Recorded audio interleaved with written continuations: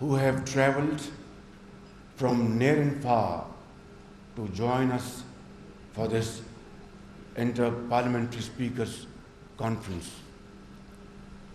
Ladies and gentlemen, Pakistan is honored to host this very important gathering, bringing together parliamentary leaders to deliberate on our shared vision of peace, security, and development around the globe. I wish to particularly acknowledge the leadership of the Honorable Chairman, Senate of Pakistan, and founding Chairman of the ISC, Sayyid Yusuf Raza Gilani, whose initiative and commitment has made this forum a reality and a success story. Excellencies, the theme of this conference, peace, security and development, could not be more timely and relevant. While this theme has a bearing on the countries represented here, it has a particular resonance for Pakistan.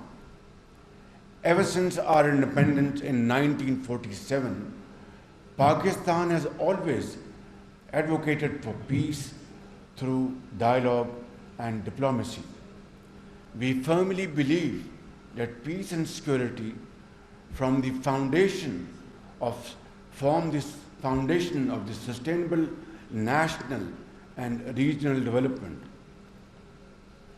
The true value of peace is most profoundly understood when we are confronted with the conflicts that continue to plague our world. Pakistan too has encountered this turbulence, both directly as well as indirectly. But we have remained resolute in our quest to maintain peace and tranquility.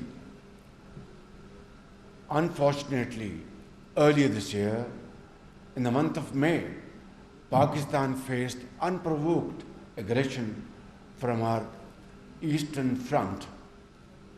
Our highly professional armed forces displayed remarkable preparedness and performed outstandingly on the battlefield.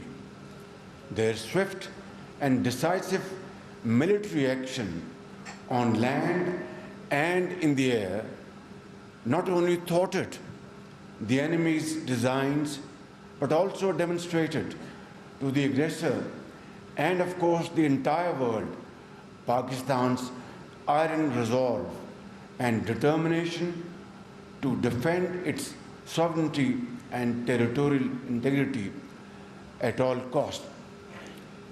Having won the war, we need to win peace through sincere and honest efforts. Honorable guests, a peaceful Afghanistan holds the key to regional connectivity, growth, progress and prosperity.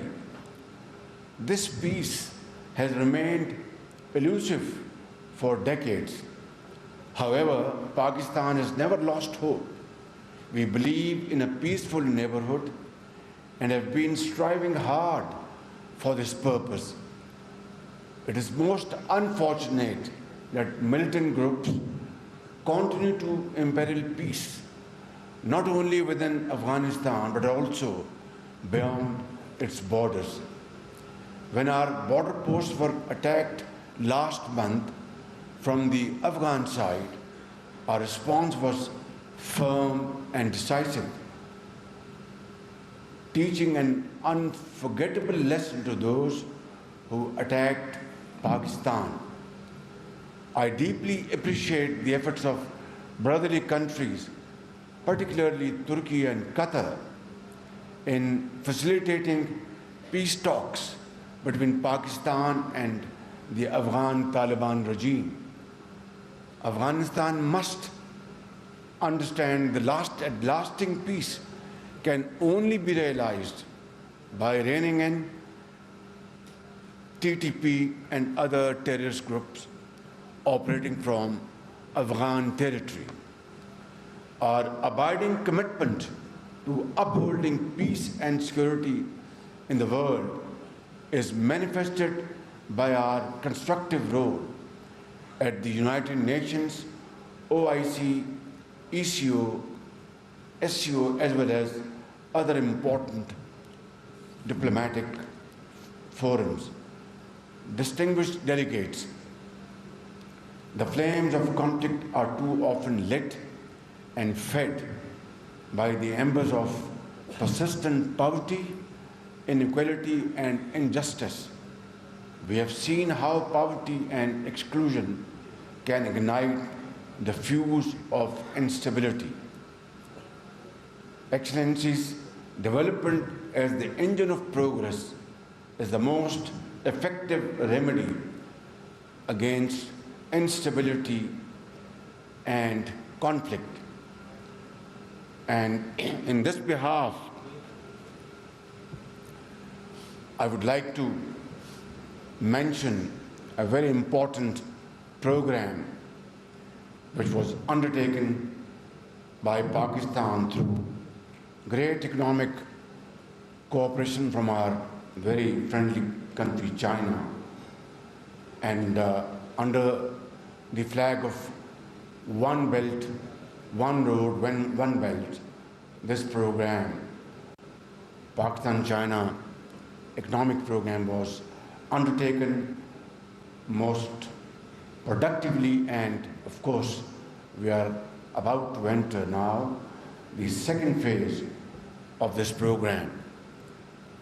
Ladies and gentlemen, under my government, Pakistan has embarked on a journey of comprehensive reforms to promote inclusive growth, institutional strengthening, and the empowerment of youth and women. Recognizing the critical role of small and medium enterprises, we are scaling up SME financings, small medium enterprises, to create jobs, foster innovations, and broaden economic participation. Women are being equipped with digital skills, provided enhanced access to finance, and encouraged to avail leadership opportunities so they can harness their full potential and contribute fully to Pakistan's economic and social transformation. On the global front,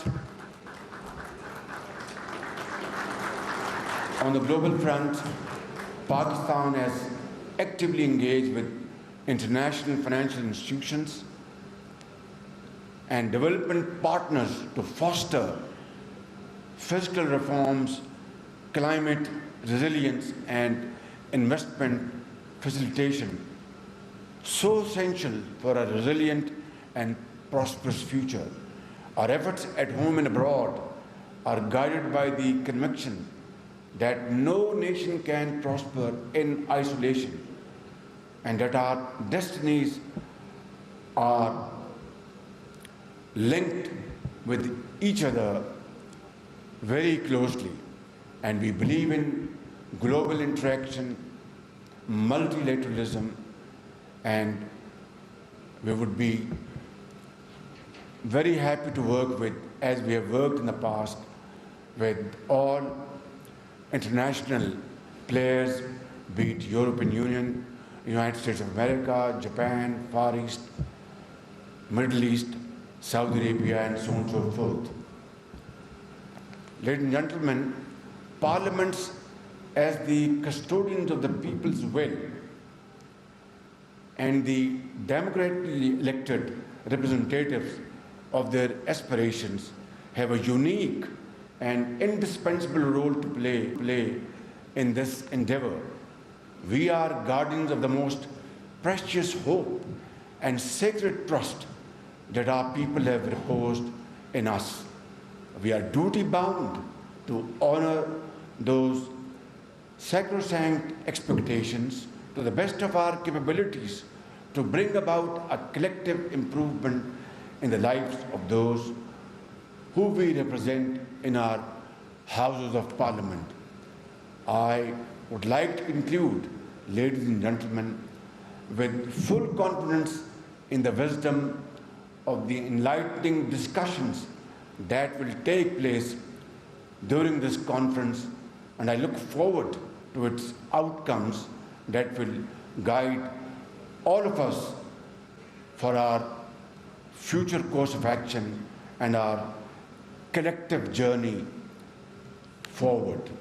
My ultimate hope is that the peoples of all nations will stand united in promoting peace, advancing sustainable development, and strengthening collective security so that together we may build a world anchored in lasting peace and shared prosperity. Thank you all.